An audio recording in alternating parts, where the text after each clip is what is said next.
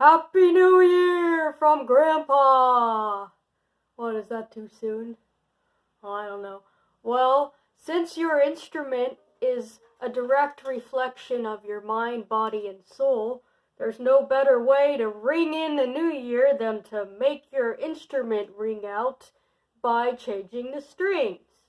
So I got these crazy strings, and it says that the D and the A are made out of aluminum. So hopefully I don't get too much Alzheimer's from that. But the weirdest part, I think, is that the E is made out of kugel. And I don't know if they mean noodle kugel or potato kugel, but that doesn't really seem like it'll hold up very well, but I guess they know what they're doing. And something I did with this kugel string is, you'll see how on all the other strings they got this little bead at the end that's made out of metal, and the E string had that too.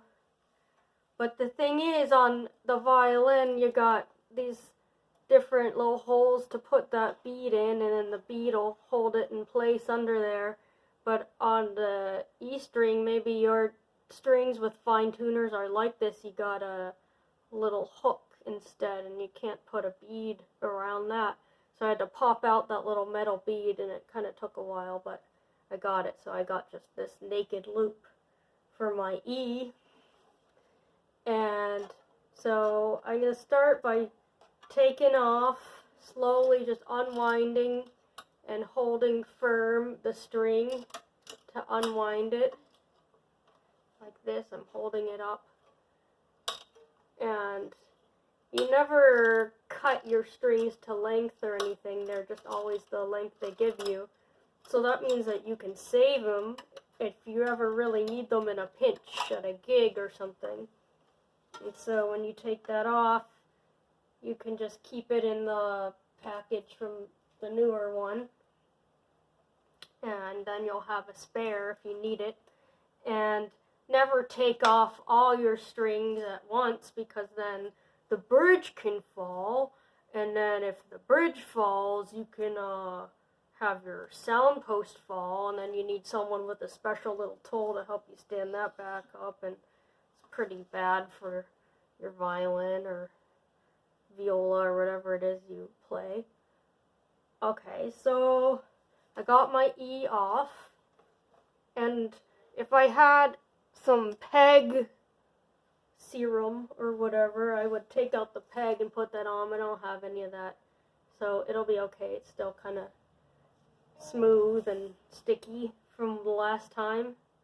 And I'm going to take this pencil and take the graphite from the pencil and make a little mark on the bridge where the string is going to hit the bridge, and another one on the nut up here where the string's going to touch there, and that'll just help with any friction or pressure that's going to be on the string there for when you're tightening it and loosening it. It's going to move across that. So I hooked my little loop around the hook, and I'm going to go in on this hole. You'll see the little hole that you got to thread in your peg. And when I was first taught to do this, they didn't say anything about looping it over itself once the other direction, kind of like they do on guitars. But I like to do that anyway. I think it's a good little extra measure. And definitely some people have said to do that over the years. And you're just going to wind it.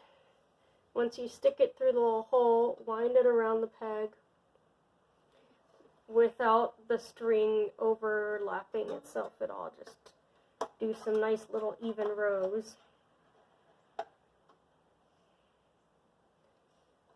And usually an E string will come with a little plastic part that you can put over your bridge. And this one doesn't have it, but that's okay, because my bridge actually has this little piece of skin that my luthier put on it that'll protect the bridge that'll just be a good way of keeping your string safe.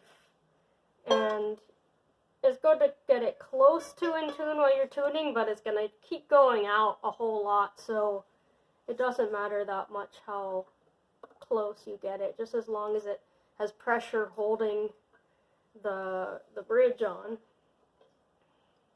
So same thing, I'm loosening the A string and pulling on it gently just to continue it coming out. It's kind of like undoing a spool of thread. And so this one's different. I pulled it out of this hole here, and I'm going to take my A. It also can be good, even though they're just made out of aluminum, especially if you have other kinds of stretchier strings, to just stretch them out a little bit, get them ready to be pulled onto your instrument more. And now you're got one of the ones with the bead, so you take the little bead, stick it down in the hole and push it forward, so that way it's pulling against here and it's not going to come back out. You got your pencil, mark the little spot on the bridge, a little spot on the nut. And some people, if they're going to put it down in the hole and they want it to stay, they'll kind of pre-bend it like that. And that way it might help you get it to stay when you're trying to stick it up in that hole. But either way, it's going to bend pretty quickly once you get it in there, so kind of makes no difference. But basically, once you have all 4 of your strings done, I'm not going to necessarily make you watch me do the same thing for 4 strings, but I just want to see if you can see this a little better, what I'm doing up in here. So I got it sticking out, and as I wind it, I'm going on one side of the part that's sticking out first, and then I'm going to go to the other side and continue wrapping it evenly in little rows, not overlapping itself at all. I know with guitar and things like that you can just kind of overlap it, but with these they're just measured so specifically, and they have kind of a different way that they're held in place.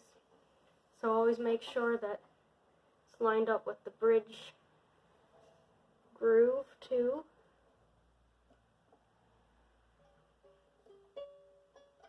And just get it close.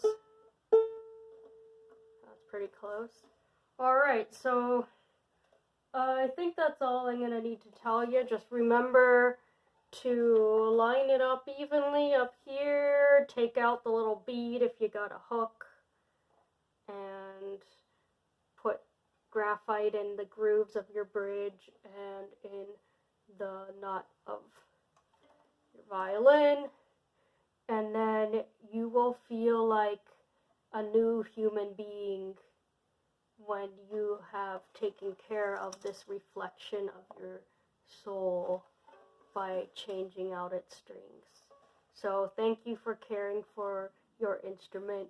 I love you. Happy New Year.